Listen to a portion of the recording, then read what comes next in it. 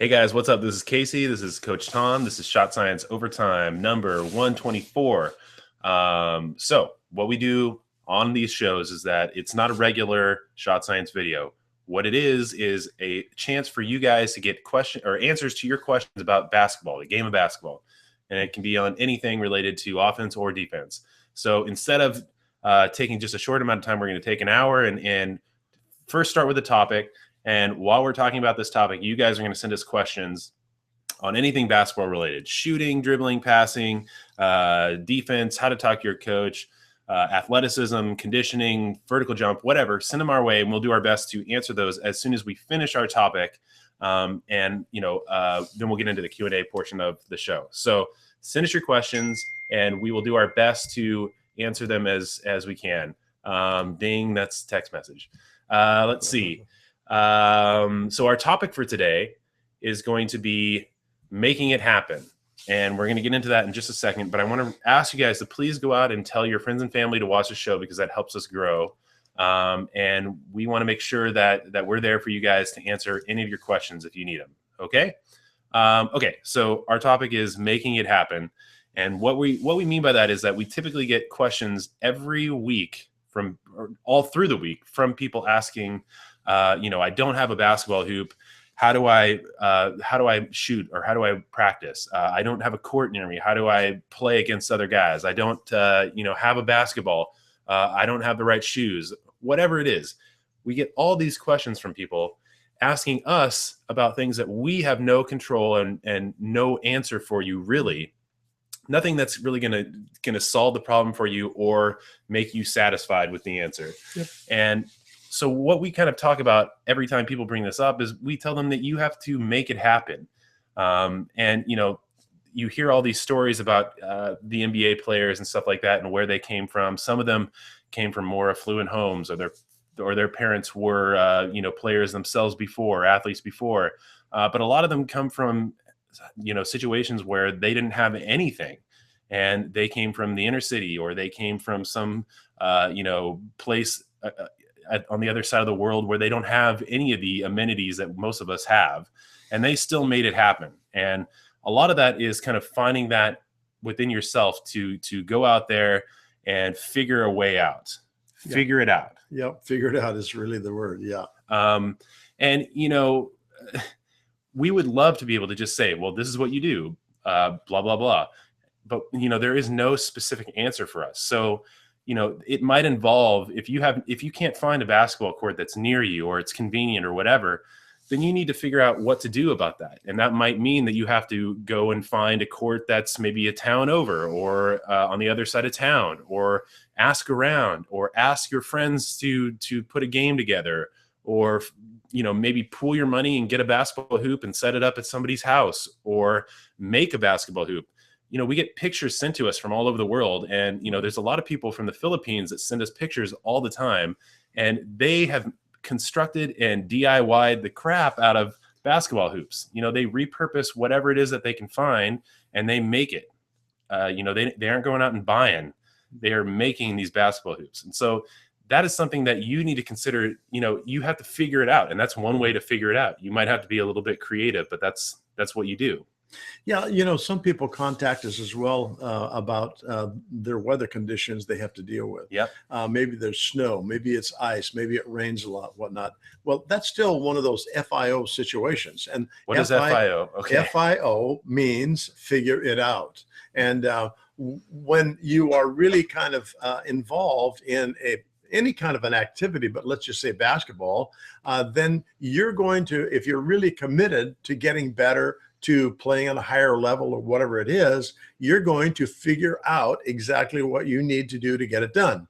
And if that means that you don't have the proper equipment, FIO. If it means that you don't have a really solid place to play and practice because the basketball is too short or too tall, then, or you don't have one at all. Or you don't have one at all, you figure it out. And, we get these questions like Casey's talking about every week, where people say they want to know what they should do. Well, what they should do is FIO, figure it out. Yeah. Or one of the things that we get a lot too is that people from places that are not popular with the sport of basketball, they ask us, what should I do? Where should I go? we have no idea. You Yeah. know, we don't know what the scene is like in England or in Scotland or in wherever, fill in the blank. We know, what we know here in the United States, but it's different for us too, because, we live in California.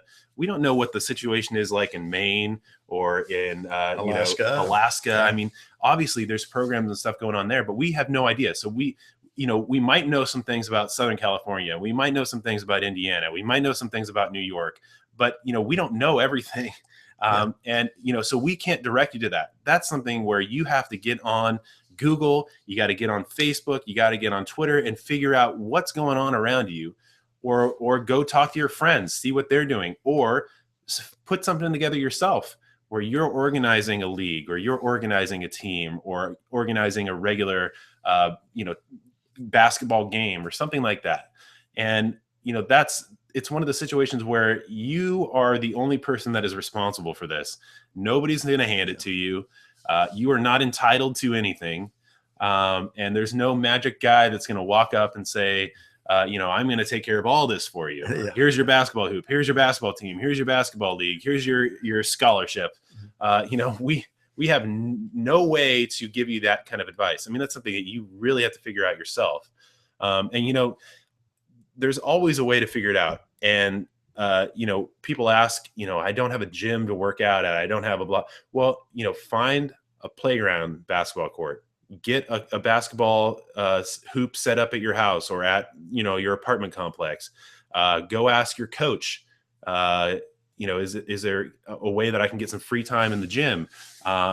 You got to organize something. I don't know, but you got to make it happen. And it's one of those things where we get so many questions about it that we wonder, are you guys just waiting for things to be handed out? Because it's not going to happen. You really have to do it yourself. Well, and I think there's probably certain areas in the world maybe where you don't really know which way to go. But like Casey says, if you just reach out and start touching other people and asking questions, you'd be surprised what you may find out. You may find out that you didn't have a place to practice, but not very far away, there's a group that is practicing, and you could be a part of that if you just identify it. How do you identify it?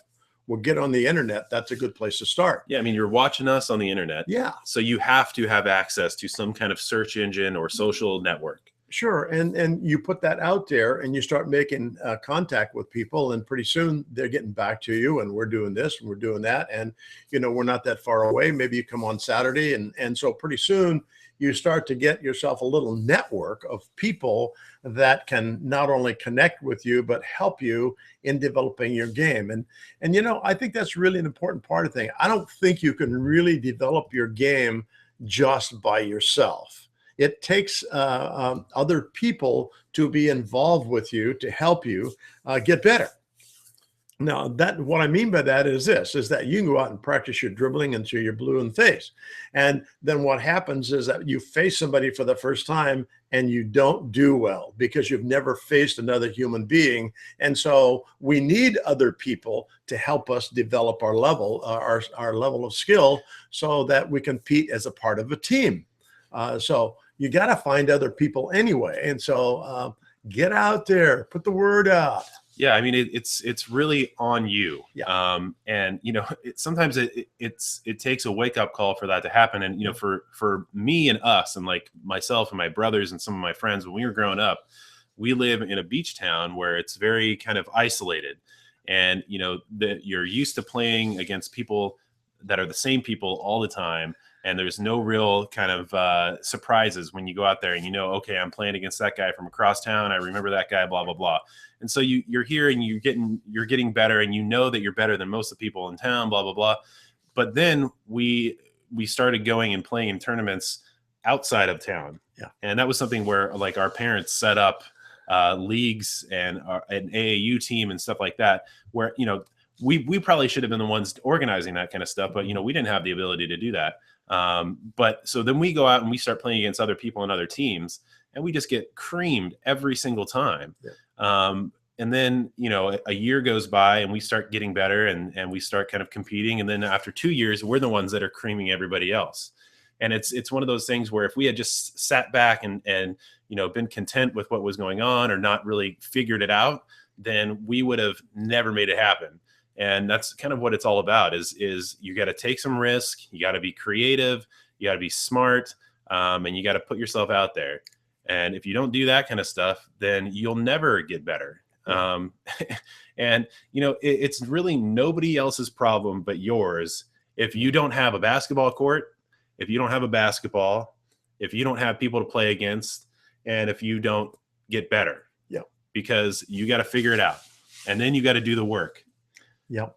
That's another thought that occurred to me when Casey and I were talking about making it happen, I have students who come to me and we go over things that they need to work on at home. And I kiddingly tell them that this is your homework and I want to see this done before you come back next time. And oftentimes they'll come back and I'll ask you, did you work on this every day? Well, almost. Well, what does almost mean? Well, I got to it a couple of times. You mean you only worked on it 2 days out of the past week? Well, yeah. How do you expect to get better? And so then they're not really sure. But the thing is, you make it happen because you get into it and figure out what it is that you need to get done to get better. We find this all the time. People will write us little notes on the internet and they'll say, I want to take and play in the NBA. So what do I need to do? Well, that's we can't tell you that. We can't tell you what you need to do. We can help you in putting together the tools. Yeah. But we can't do the work for you. We can't make the calls for you. No. We can't be the scouts for you. And we can't evaluate who you are as a player because we don't know you. We don't see you for the most part. Sometimes people will send us videos and ask us to take a look at them, which we will, and then we'll get back and respond so that hopefully we can give them some little indication of things that they need to do to get better. But the other thing is that as much as we would like to do for you guys, we can't do the work for you. Yeah. Nobody can do the work for you. Your mom, your dad, your brother, your coach, whoever, they can't do the work. Yeah. And there's a difference between the guys that make it to the NBA. There's a difference between the guys that make it to college, or the girls that make it to college, or even the better players on the team that you play on right now. It's that they are doing the work. And, maybe instead of playing video games for 2 hours, they spent those 2 hours working on their game and working on their free throws and conditioning and stuff like that. Maybe instead of hanging out with their friends, every night of the week, they went out and they played basketball every night. Whatever it is, you have to make it happen, figure out your priorities. And, if you think you're doing enough, you probably aren't really. If you are trying to be on the level of the guys that make it to the NBA, I mean, they live and breathe that stuff. And every time that they go out there, they approach it with purpose. And it's not just a casual, I'm going to go put a couple of shots up. I mean, it is like they are regimented and they know how to make it happen. And it's mostly when we were thinking about coming up with this idea, it's mostly about figuring things out for yourself in terms of how to make things happen, kind of initially, how to get a basketball hoop, how to get a basketball, how to find a team, whatever. Those are things that are unanswerable for us. Yeah. Like, we can't say, well, to get a basketball hoop, you just got to go down to the store and swipe your card and then walk out. That might work for some people, but some people it might not, because maybe they don't have the money. Maybe they don't have the credit card. Maybe they don't have, a store, whatever it is. We can't solve that for you, but you can. You can go out there and you can either go buy one, you can find one, you can pool money together with your friends, you can build one, which a lot of the people that send us pictures do. But you have to make it happen, right?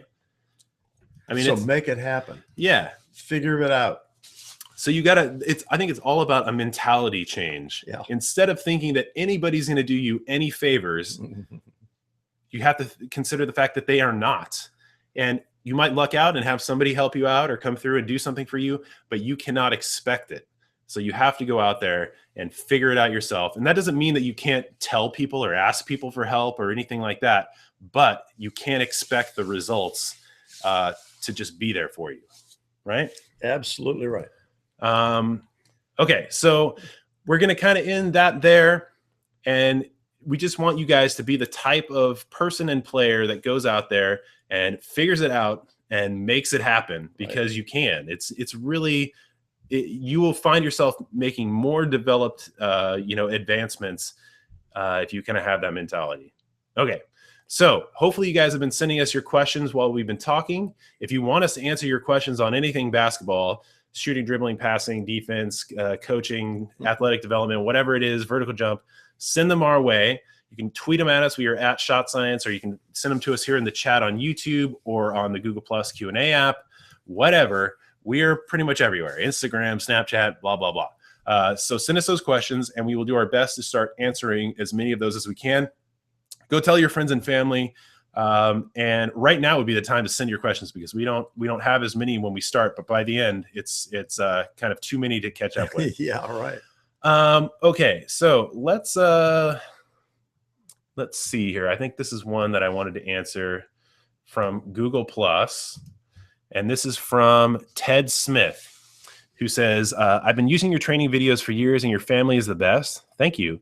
I can't thank you enough for your patience and enthusiasm. One question on jumper footwork. I think I remember being taught to step into the shot with my dominant foot, right, left, 1, 2, stop, and gather. I see, however, that many people step the opposite way. They stop on the off foot and step through. The feet land in the same spots, but it's slightly different feel. Your slow-mo footage shows you so well that I'm questioning my footwork. Thanks. Okay. All right. Ted. Okay. Ted, on footwork, we usually teach that we always want to take and step with the foot that is nearest the basket. The inside foot. The inside foot. That's going to be our stop foot. And sometimes it's the left and sometimes it's the right.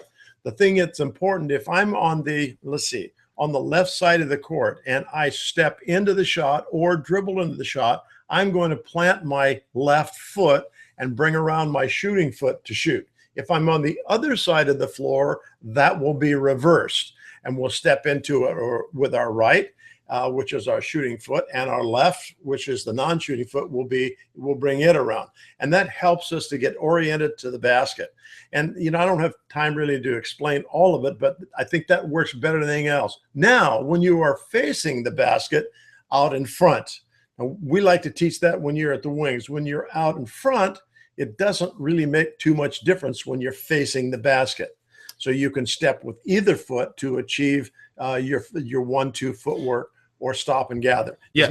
Doesn't make any difference. You shouldn't have any like set rules on your footwork, other than it should be your inside foot if you're going a certain direction. If you're going diagonally from the sides, from the wings, let's say, if you're going to take and step toward the basket, then it should be your inside foot. Right. Okay. So, I mean, if you are, obviously, if you're going straight in or whatever like that, then it really should be dictated by where your feet are at that point. Absolutely. Because you want to be able to pull up in a moment's notice, and you don't want to have to take an extra step to get it up. Yeah, exactly. You want to be able to get it on that first step. Right.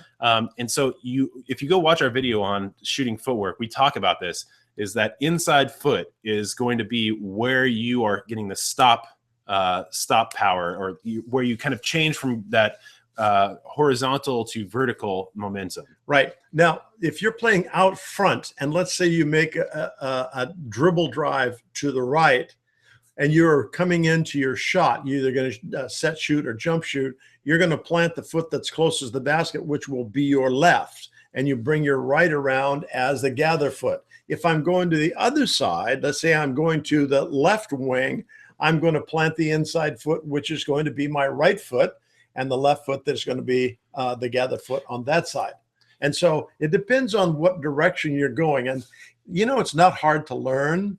One of the things that I find that most players have difficulty with is with the footwork is it's very clean. It keeps you balanced and under control and stable. But the one thing that it offers you also is the ability to change direction at the last moment.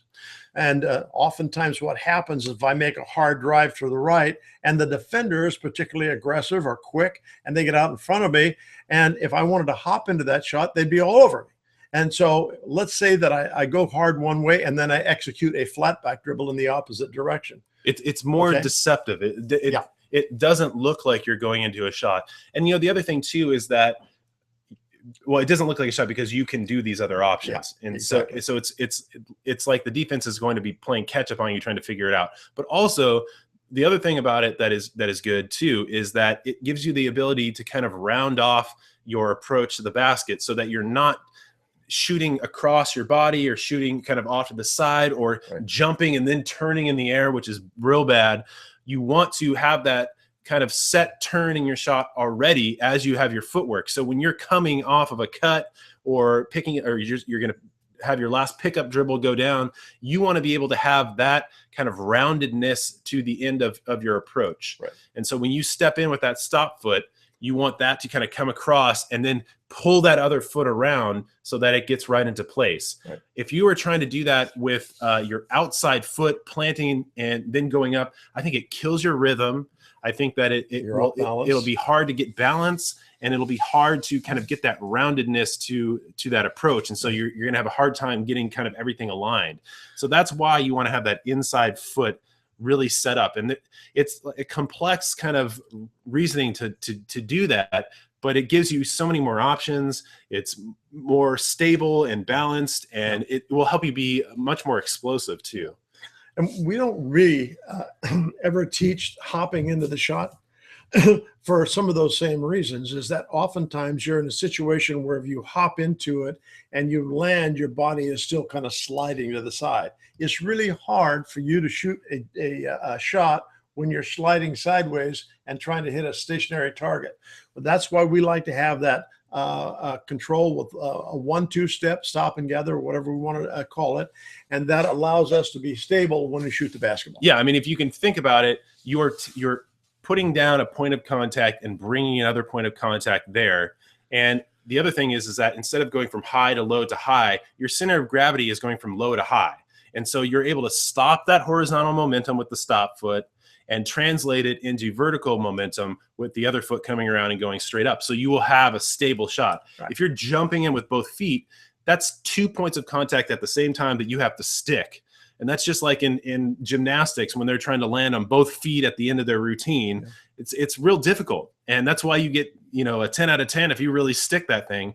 But it's difficult for you to plant those 2 feet at the same time, be stable, and be on balance. Yeah.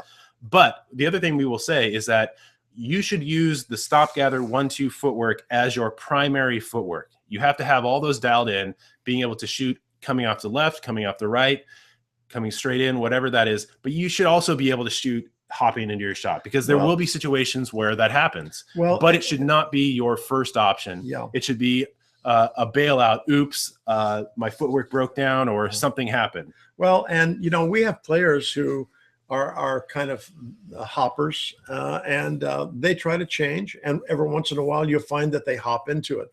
I'm not tough on them because, my thinking is this is what we're going to teach you. We know this works really pretty well. If you feel like you want to hop into it, that's your choice. Yeah, I mean, we try to tell them why we think it's not a good idea, and then it's their choice. Yeah, I mean, that's with a lot of things. There's a lot of ways to skin a cat. Yeah, you can get by with a lot of different methodologies, but we try to put together our kind of approach in a way that is very logically based, right, and is very scientifically based and is biomechanically based, and all the evidence would back kind of what we're saying to you guys.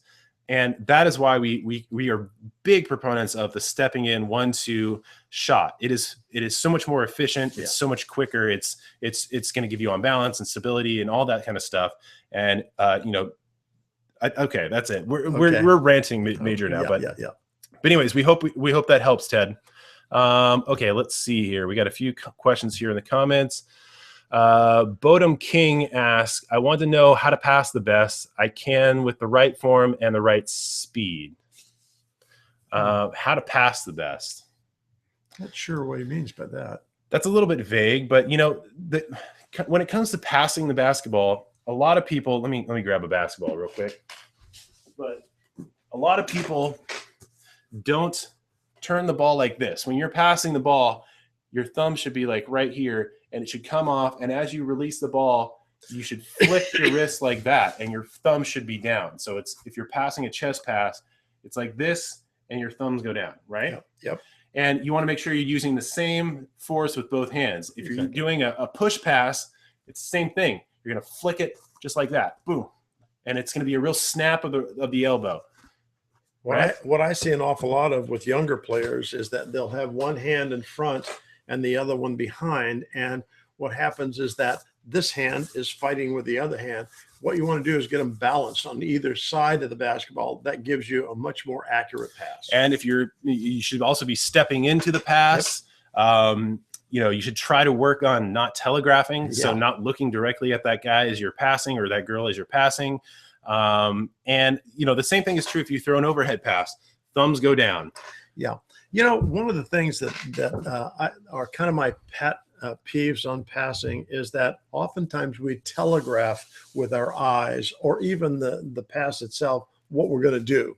And one of the things that we teach all of our players, and that is, in order to make a pass, you first fake a pass in another direction. We call it fake a pass to make a pass.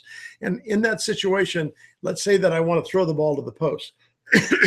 But the post is being kind of closely guarded. And so I look like I'm going to throw the ball to maybe the wing. And now the players adjust position. And now I can throw it where I want to throw it. So we utilize the idea of faking a pass to make another pass that you want to execute. Yeah, we have a video on that too. Yeah, and it works really well. And just look up fake a pass to make a pass. Yeah. And, the thing about it is that you want to, whenever you're doing anything in basketball, you don't want to give away what you're doing. Yeah. And that is very true when it comes to passing. Yeah. Because you gotta deceive the guy that's your defensive player, and you got to deceive the guy that's playing against your teammates. Yeah. So learn how to not telegraph. I mean, that's a huge thing. Well, and telegraphing oftentimes is locking in with your eyes.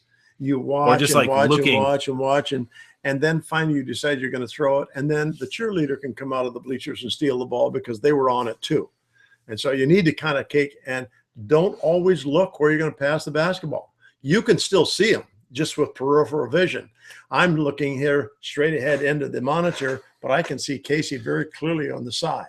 Okay. And maybe spend some time when you're actually working on your passing. Never look at the guy you're passing to. Just pass like that, exactly. Like that. Yeah. Just never look at the guy. And it's one of those things where it takes some effort to work on having that peripheral vision, but you need to just kind of ingrain it into your brain, and then it will just happen when you play. Yeah. Okay. Now our next question here is from Nathaniel Effang, who says, "What's up? My first time watching these. So my question is, what is better to do, middle school basketball or AAU basketball?"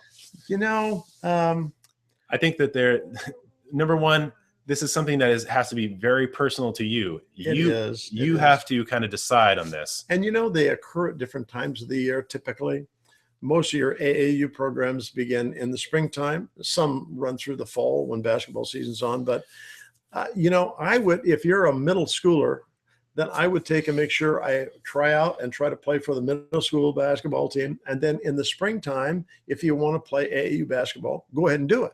Yeah. I don't know if it's an either or. I think it depends on your commitment to basketball. Yeah, do you want to be kind of a basketball player that goes to the next levels? Yeah. If you're just playing for fun, then that's going to give you a different answer. I mean, I think if you're just playing for fun, you might want to play middle school, but you might want to play AAU too. But if you're really serious about it, you probably want to find basketball that is competitive outside of just your school team, because your school team will probably play less than 20 actual games, right? Well, yeah, it's kind of interesting. The boys' middle school around where we are, they only play about 6 or 8 games total for the whole season. Yeah. And so it's a very abbreviated season. And so most of those players do go on and play in local travel teams, or they're not necessarily all AAU. Yeah. And, the thing that we will say about this too is that when you are deciding to join a club team or a traveling team or an AAU team, you should do a lot of research before you commit to any one of them, and make sure that they are focusing on player development, and there's practices, and that you are getting clinics. And you get to play. Yeah. Because a lot of times people start playing for these traveling teams and they just play games, which can not be so great.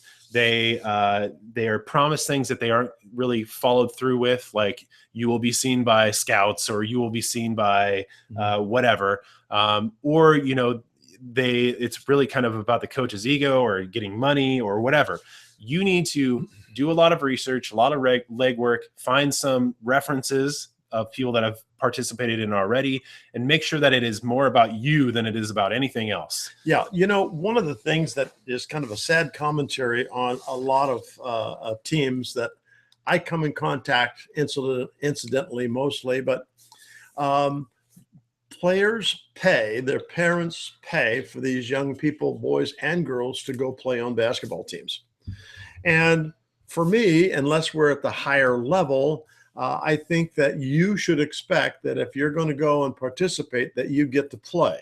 Okay. And so a keen question to ask is this: if I take and join this team, and am I going to get to play? And if so, how much?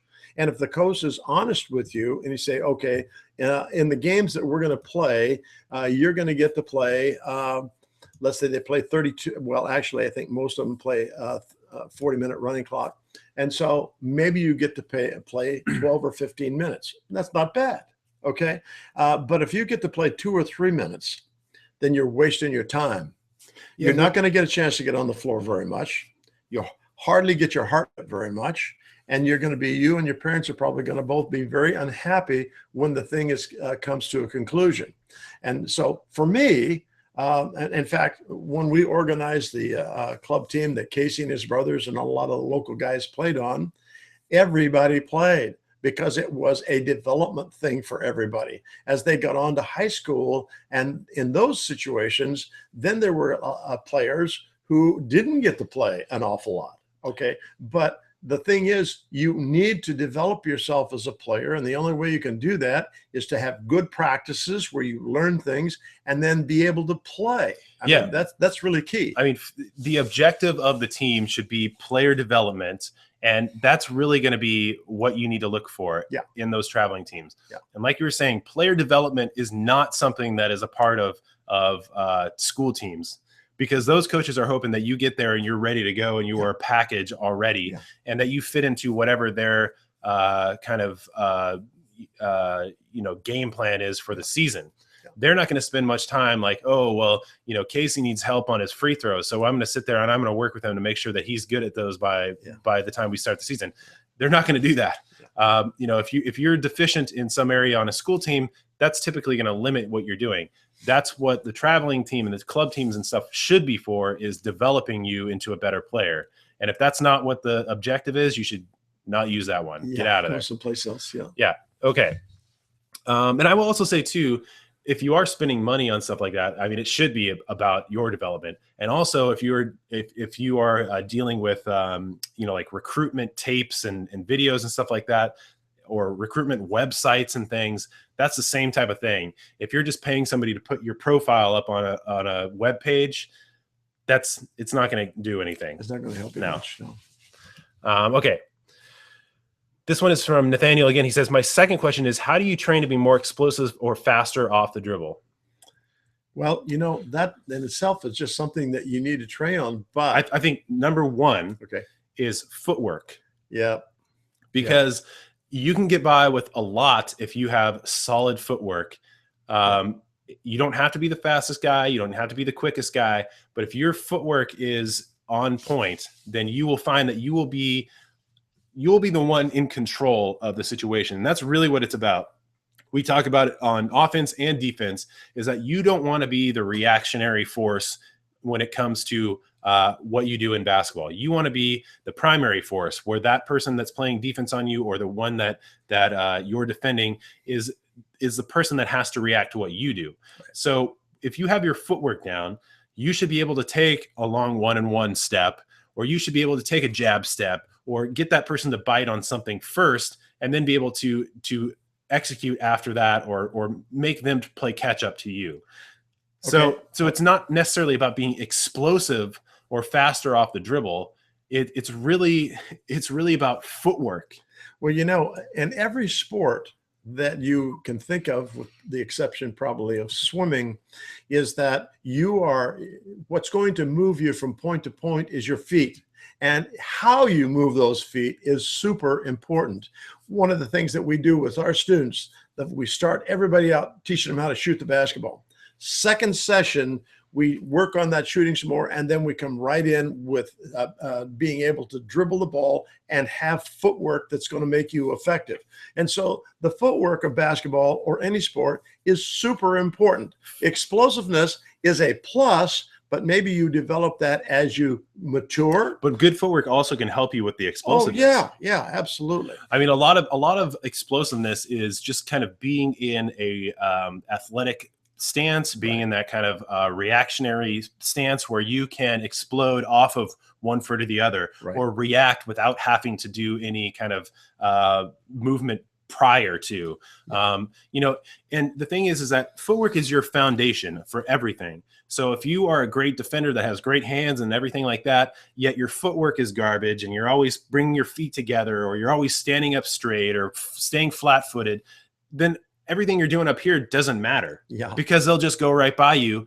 And you'll realize that footwork is the most important part of defense and offense as well. Well, that's what I was going to say. And then as soon as you start playing on offense, you'll find that footwork is important in creating space to create the shot. And then when you're going into the shot, you have to have the right footwork to have the right rhythm, the right balance, the stability, and the right power to drive your shot to there without having to use your upper body as kind of the powerhouse. You want that to be the refinement of the shot, the accuracy part of the shot. So footwork is the key on all of this stuff.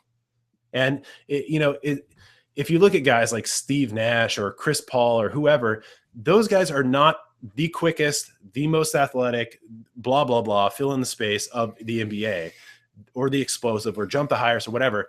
They just have superior footwork, and they know how to deceive. They know how to change speed, change directions on a dime, and they just know how to use their feet. Okay. So this one is from Andy Sinclair, who says, "Hey coach, if you want to score more points, should you join a team that has many good players, or should you play for a team with many role players?" You know what? This is always the kind of question that I find interesting. This question is about you. It's not about your team. It's about you and what you can do. Okay. The thing that I would look at if I'm looking at any player is this: how is this player going to work with the other players we have on the basketball team? And maybe that means that you're only going to get 4 or 5 shots a game, but you're a great defender. You hit the boards really hard, and it's not about whether you can score as much as anybody else. Good players can be really good players without scoring very many points. Yeah, I mean, just because they have other attributes. One of the attributes that's really important is the fact that you're a great rebounder. I can remember a couple of years ago, we had a kid who could shoot the ball really pretty good, but he was an animal on defense. And he excelled at defense and really helped to carry us a long ways with that. And he didn't have to score. He scored okay, but he kept other people from scoring. And so don't think that you have to be this really good player or really good shooter to be on any team. You want to be on a team where you're an important part of it. You want to be on a team where guys like each other. You want to be on a team where people play together to win. Okay. I think play together to lose. Sometimes that's the reality too. I think the question is just a strange approach to how you would play, period. And the thing is that, you should work on yourself in your off time so that you don't have to think about questions like this when you actually start playing. The great players are not going in there thinking, oh man, should I play on a team with a lot of good players? I got a lot of role players. I mean, the really great players they've worked on their game in their free time or on their own time. And then they come into team situations where they can step in and be who they are as a player in under kind of the umbrella of the team. And it shouldn't be about scoring points. I mean, who cares how many points you score if you get blown out by 50 points? He can score a lot of points, but he can't play defense and he doesn't pass the ball. You want to be that guy? I mean, that's not what you want to do. So work on your entire game, become a versatile player, and choose to play on teams where the playing situation is fun and it's competitive, and you should not be worrying about the roles that other players are playing on the team. Okay. let's go to Twitter. If you guys want to send us your questions, make sure you send them to us. We are on Twitter, and we are also here in the chat on YouTube. So just send those our way, and we will try to get to as many people as we possibly can. Get them in now because we're going to run out of time here. So let's see. This one is from Supui at Sejaibao on Twitter, who says, I'm a 25-year-old baller and I love the game. What is old man game and how can I develop it as I age and lose athleticism? Old man game. Old man game. I don't, it's not really a thing. I think it's just like when players start talking about guys that are kind of, or girls that are aging and they're not going to be as athletic or as explosive or whatever, that they start playing more fundamentally and they work on their shot. Yep. They work on playing great defense, on passing, and it's how you should be playing anyways. But I think that people think that that's what you have to develop into because your athleticism is falling off. So that's why they'll talk about Michael Jordan and how his game changed after he kind of got a little bit older and later into his 30s. He wasn't going in and doing like free throw line dunks or anything like that. He was going in there and he was hitting a lot of mid-range shots and kind of deeper shots and kind of focused his game. But the thing is that I mean, unless you're like some high flyer guy, you probably you should work on your game no matter what. I mean, it shouldn't be something where you're just focused on, okay, I'm an athletic super dunker guy. That's all I'm going to be. Yeah. If you want to be a great player, you should have all these things in place beforehand. Well, yeah. As you get older, you get smarter about the game. And that would probably be true with most games. And as you get smarter, you find out these little shortcuts that you can use to still make yourself effective against some of those younger players, maybe who are more rash, they take chances and whatnot. But being smarter, you're able to kind of use some of that guile that you've developed over the years as a player. And so I don't think being an old player is as a real negative at all. Well, I mean, he just asked about old man game. Yeah, and old man game's fine. It's fundamentals. And you're typically going to be playing against guys that are older anyway, and so it's going to be pretty even anyway you go. And if you play with younger guys, you're still going to play the old man role, but you're going to, like I said, you're going to be probably more efficient. You know more about the game. You know more about the subtleties of the game. All right. Old man basketball is good basketball. Well, I mean, calling it old man basketball is it's silly. What it is that you should be a versatile, able player from the start. Yeah. And as people age, they realize that because kind of their natural gifts start to fall away. That's the only reason that is even a thing. Okay, so this one is from H-Town Baby, who is at Rockets Away on Twitter. They say, how do I stand out at tryouts? I live in SC. Is that South Carolina? And school starts soon. I practice every day and want to be able to make JV. Please help. Okay. So first I would say, go check out our videos on Make the Team. Yeah. We have several videos that talk about this kind of stuff. But, the thing is that if you have a little bit of time, work on developing your game with a kind of purposeful, regimented approach. If you do it the day before, you're out of luck because it's not going to help. But if you put in the time now, you will be in good shape. We would also say just go out there and play within your abilities. A lot of people go out to tryouts and they try to wow everybody and stuff. Yeah. And that is a sure way to have just a horrible tryout. Right. Sometimes tryouts are really kind of an interesting kind of situation. Had a note from somebody a while back who said that they wanted to try out, but they didn't know if they would be able to because they'd already selected the team before tryouts. Well, and I know that happens. What you probably need to do, if you feel that's the situation, is get to know the coach long before the tryouts occur. Try to take and find a way to let him see you play, develop some kind of a relationship so that you don't just be cut short because he didn't know who you were. Yeah. I mean, that's like, you have to make it happen in that situation. Yep. And that's one of those where you need to go to the open gyms. You need to find out what that coach does in the preseason or in the summer, and you need to be there. Because if they're selecting the team beforehand and you just wait till tryouts, it's not a democratic situation. Well, it's not an even playing field at all. Yeah, and that's tough for you. Yeah. The coach doesn't care. But if you show up and you make it happen, then you can kind of slip your way in there and be a part of the inner circle, right, and make it happen. I remember recently, in the last month or so, I got a note from a young man who said that he did not play summer basketball and like an AAU basketball team, and that's where all the kids came from. And he was wondering how he was going to make it. Well, he put himself in a situation probably was pretty negative because he didn't get involved with that. You need to kind of become a politician of sorts and get yourself out there so the coach knows who you are. Yeah. What are you going to bring to the game? Okay. If you think that going into a tryout is a level playing field, it's not. You are in a sad state, because I can tell you, I've been to tryouts at every level. And I go to the Warriors tryouts the last couple of years too, the Golden State Warriors tryouts, and for their D League team. And it's like they know the players that they want and that they see. As soon as they walk in the door, they might have known ahead of time or asked them to show up. And there's cuts and they show up, and it's pretty much the guys that they expected it to be. And that's at the highest level. You can imagine how that happens down in the lower levels too. It's just, if the coach knows a guy, he's going to, kind of cater to that person.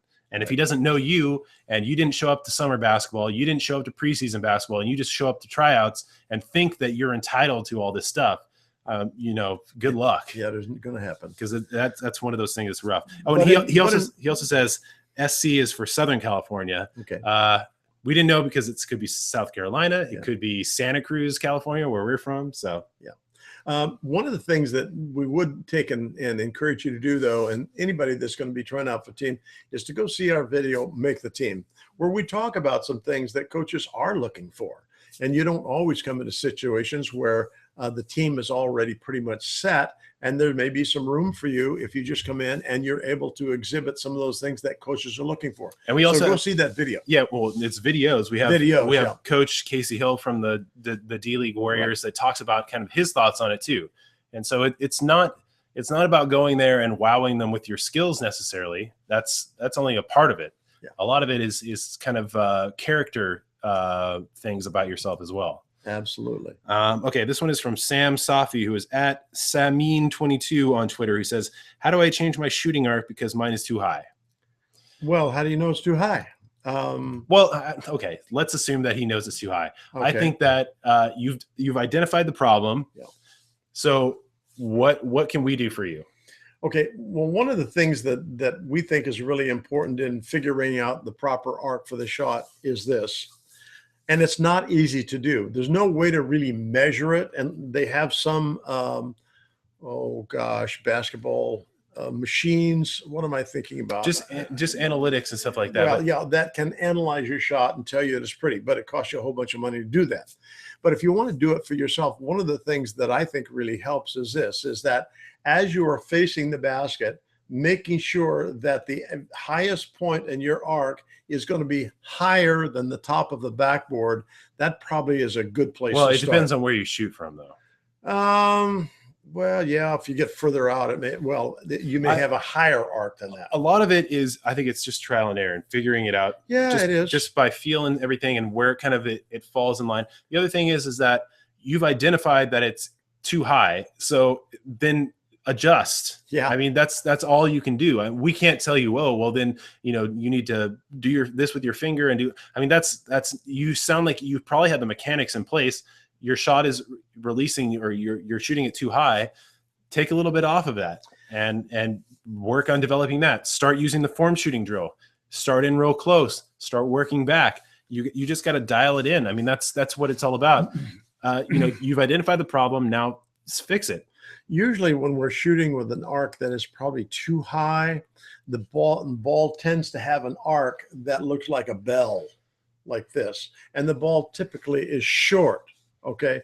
And if that's the case, then that arc angle needs to change and be more of a parabolic arc as you're shooting the ball toward the basket.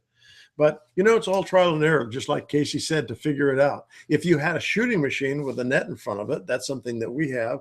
And so we're constantly talking to players about, you've got this shooting machine here, but you don't have it at home.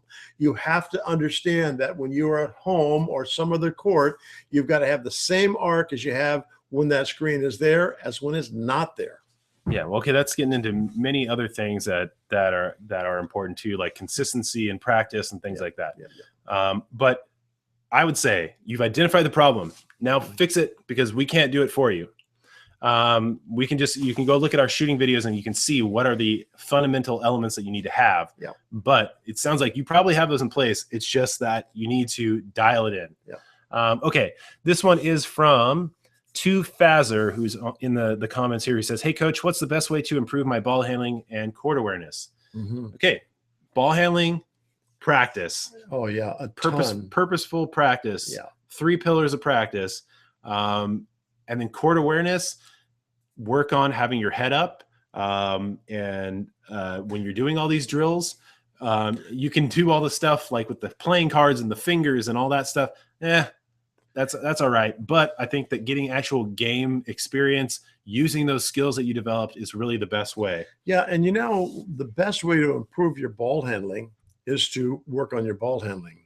A lot of us tend to stay with our strong hand too much and forget about the other one. And then what happens, we play against somebody who realizes that we do not have very good weak hand, and then they get on your strong hand and force you to play with that weak hand. You will find in the course of 1 week, if you take and spend about 20 to 30 minutes a day just working on the ball skills with both hands, one and then the other, okay, you're going to find that your ball skills are going to improve a whole bunch in 1 week. And if you just keep working on that, it's amazing how much more confidence you get in handling the basketball, and how you're not threatened when other people challenge you. All right, lightning round this stuff. We're going to have short answers to these questions. Okay, this one is from HyperRev17, who says, "Do you think that the really good Division I schools, Duke, Ohio State, etc., look at community college players for recruitment? It seems to me that those colleges only focus on high school players."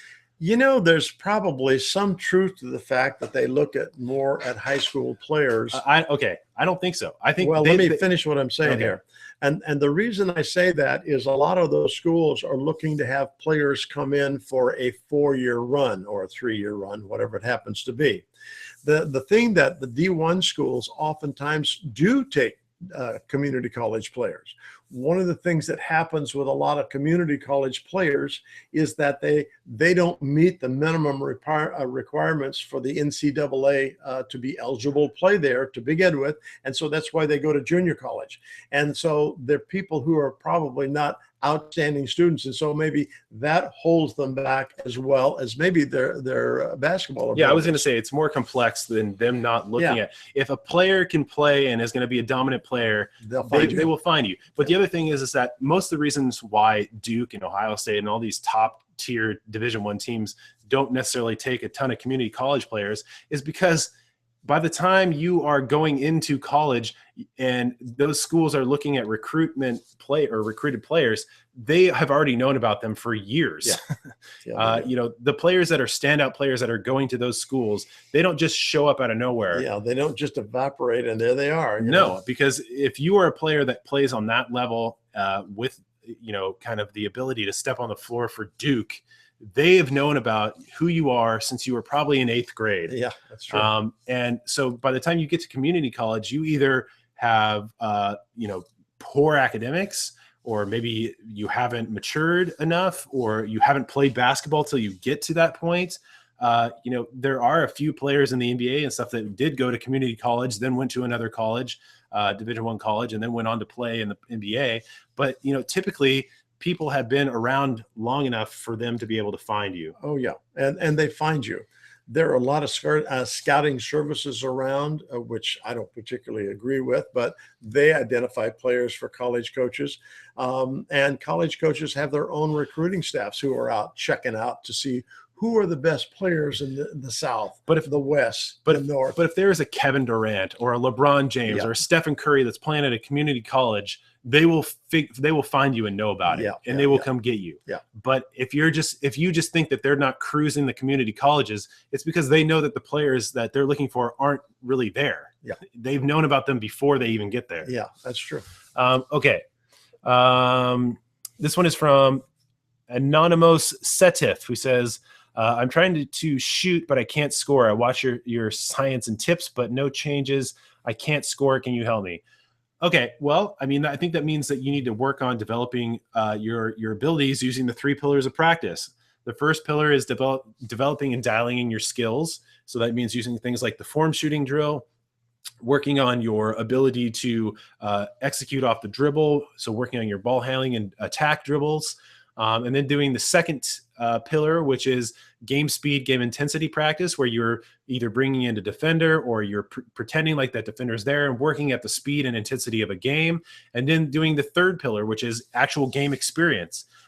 You can't expect this stuff to just happen. You have to put in the work and then get the experience.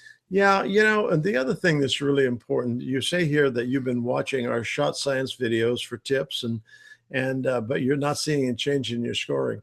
Hey, the thing that's really important is maybe you should go back and review those videos to make sure that you're doing exactly the same things that we're talking about.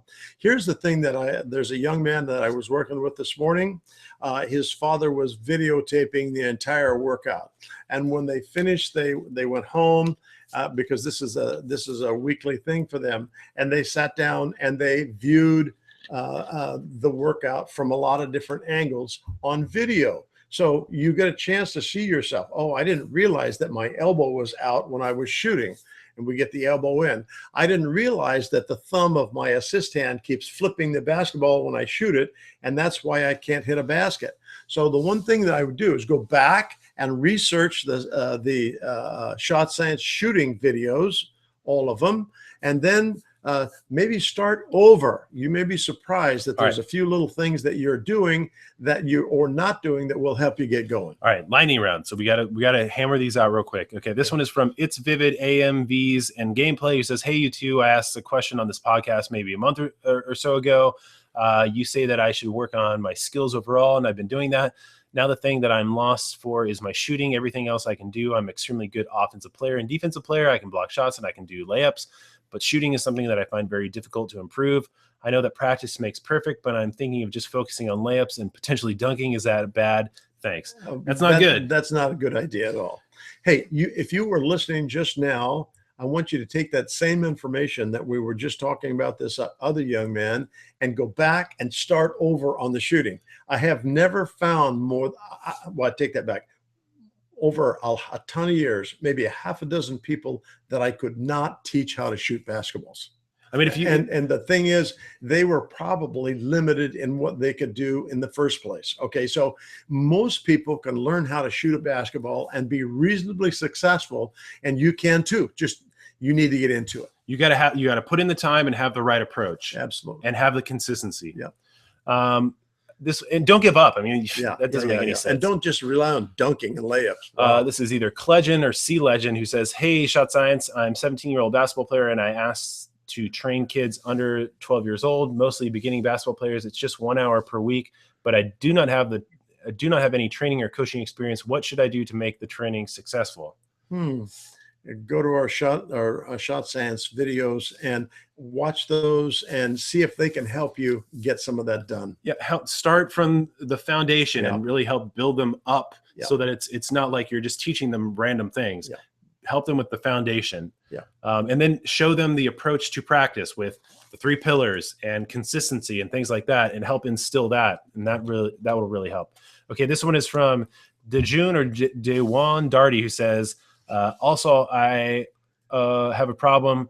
Whenever I receive the ball in game situations, I seem to panic and pass the ball to anyone. However, whenever I play scrimmage, I seem to be more confident with passing the ball and shooting the ball. I don't know what to do. Can you help me?